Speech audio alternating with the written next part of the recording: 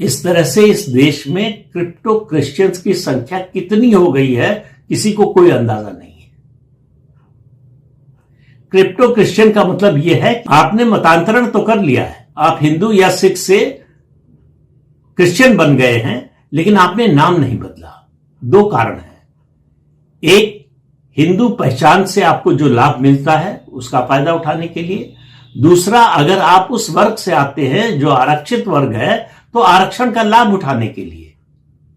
Supreme court का फैसला आ चुका है कि अगर आपने एक बार हिंदू धर्म छोड़ दिया तो फिर आपकी जातीय पहचान खत्म हो गई।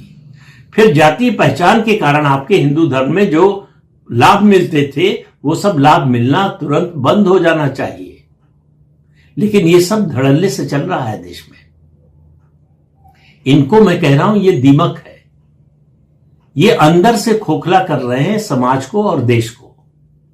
इनकी आस्था कहीं और है, पहचान कोई और है। इन्होंने मतांतरण कर लिया, इस पर मुझे कोई एतराज नहीं है। आपकी आस्था थी, आपने बदल लिया अपना मजहब, अपना धर्म।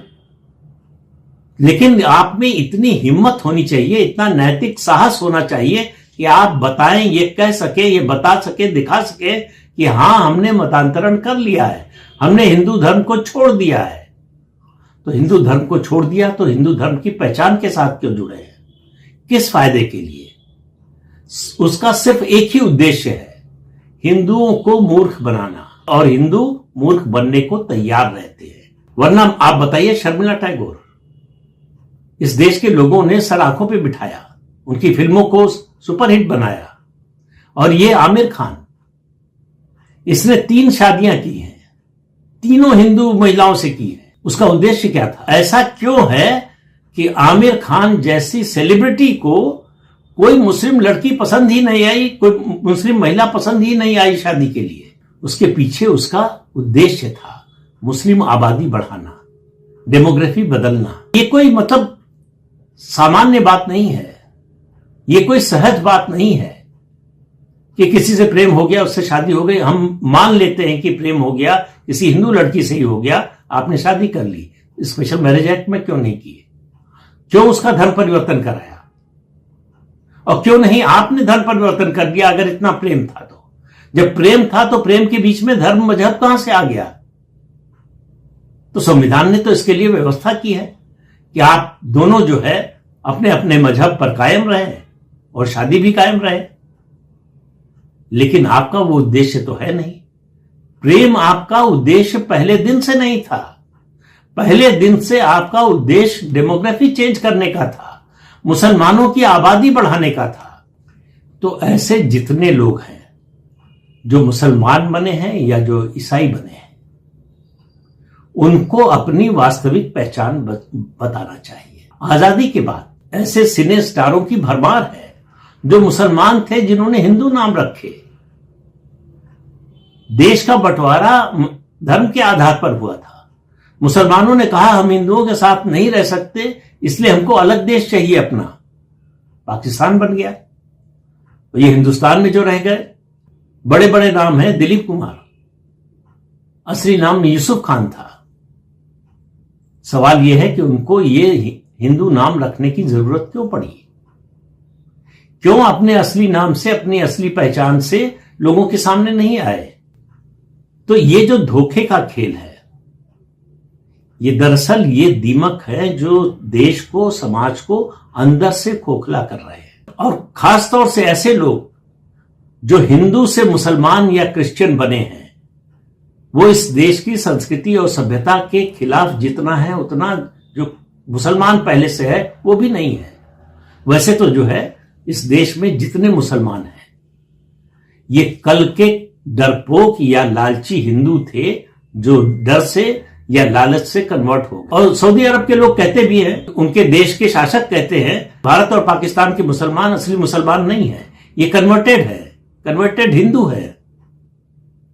लेकिन उनकी कट्टरता ऐसी है कि सऊदी अरब का मुसलमान हिंदू को बर्दाश्त कर सकता है, लेकिन भारत और पाकिस्तान, बांग्लादेश का मुसलमान हिंदू को बर्दाश्त नहीं कर सकता, जो 2 पीढ़ी, 3 पीढ़ी, 4 पीढ़ी पहले हिंदू ही था। इतनी नफरत भरी हुई है। शर्मिला टैगोर को देखिए, जिस तरह का उनके परिवार का स्टेचर था, जो नाम था, उनके लिए बहुत आसान था कि स्पेशल मैरिज एक्ट के तहत शादी करती, हिंदू बनी रहती, लेकिन उन्होंने अपने धर्म का त्याग करने में कोई संकोच नहीं किया।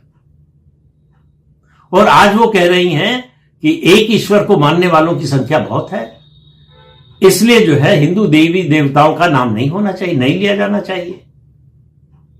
तो मतलब संख्या जब और बढ़ जाएगी तो हिंदू धर्म का भी नाम नहीं लेना चाहिए। ये उसी ओर देश बढ़ रहा है। हिंदू समाज इस धोखे में आने को तैयार है। मतलब ये जो ट्रैप, उसके ये जो जाल बिछाया गया है, उसमें वो खुली आंखों से गिरने को, फंसने को तैयार बैठा है। उसको कोई फर्क नहीं पड़ता कि डैनियल राजा डी राजा क्यों लिखता है, उसको कोई फर्क नहीं पड़ता कि आयशा बेगम अपने को शर्मिला टैगोर क्यों लिखती है, उसको कोई फर्क नहीं पड़ता कि आखिर आमिर खान को शादी करने के लिए हिंदू लड़कियां ही क्यों मिलती है और उनसे बच्चा पैदा करने के बाद उनको तलाक क्यों दे देता है, क्योंकि उसको मुसलमानों की आबादी बढ़ानी है। उनका लक्ष्य बिल्कुल साफ है और हमारा कोई लक्ष्य ही नहीं है। हम अपनी पहचान को भी स्वीकार करने को तैयार नहीं है, जिसको स्वयं बोध कहते। जब तक आपको अपनी संस्कृति पर, अपने धर्म पर, अपनी सभ्यता पर गर्व नहीं होगा, तब तक उसके विरुद्ध काम करने वालों से आपको शिकायत नहीं होगी। और यही हो रहा है देश में। ये दीमक जो अंदर अंदर पूरे समाज को, देश को चाट रही है, एक दिन ऐसा होगा कि हमको पता चलेगा कि पूरा समाज और देश भरभरा कर गिर गया, अगर हम जागे नहीं तो।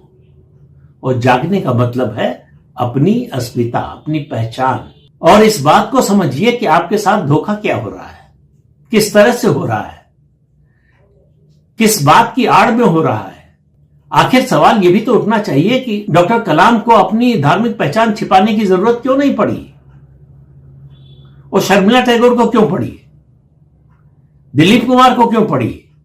क्योंकि डॉक्टर कलाम के मन में ऐसी कोई भावना नहीं थी, उनको सनातन धर्म से कोई नफरत नहीं थी। उनका उद्देश्य सनातन धर्म को, भारतीय संस्कृति सभ्यता को खत्म करने का नहीं था, इन लोगों का है। आप वैसे तो देख के कह सकते हैं कि इंडिविजुअल है, लेकिन इनको जोड़ते जाइए। अगर कम्युनिस्ट पार्टी का मुख्यमंत्री, सीपीएम का मुख्यमंत्री वीएस अच्युतानंदन सवाल उठा सकता है विधानसभा में लव जिहाद का, तो बाकी हिंदुओं को वो सवाल उठाने में क्यों दिक्कत होती है? सबसे पहले ये मुद्दा उन्होंने उठाया और वहां भी केरल के क्रिश्चियंस ने उठाया। तो इसलिए अब समय आ गया है कि जनता भी जागरूक हो और सरकार इस बारे में नींद से जागे। जो जिसकी धार्मिक पहचान है, उस पहचान को वो छिपा कर नहीं रख सकता, वो छिपा कर धोखा नहीं दे सकता। अगर उसने इस्लाम स्वीकार कर लिया है, उसको ये सार्वजनिक रूप से जाहिर करना होगा, उजागर करना होगा कि अब वो मुसलमान है, हिंदू नहीं रह गया है या सिख नहीं रह गया है। अगर वो ईसाई हो गया है तो उसको बताना पड़ेगा कि वो ईसाई हो गया है। जब तक ऐसे लोगों की पहचान नहीं होगी, इनको जो हिंदू धर्म में जाति व्यवस्था के कारण आरक्षण का लाभ मिलता था, उससे कैसे वंचित किया जाएगा? सुप्रीम कोर्ट या हाई कोर्ट केवल फैसला दे सकता है, उसको लागू करवाना सरकार का काम है, सरकारों का काम है। और सरकारें तभी कर सकती हैं जब उनकी पहचान हो। इसलिए जागिए, समझदार बनिए, जानकार बनिए। इस अंक में इतना ही। अगले अंक में फिर मिलेंगे किसी नए मुद्दे के साथ। तब तक के लिए अनुमति दीजिए। नमस्कार।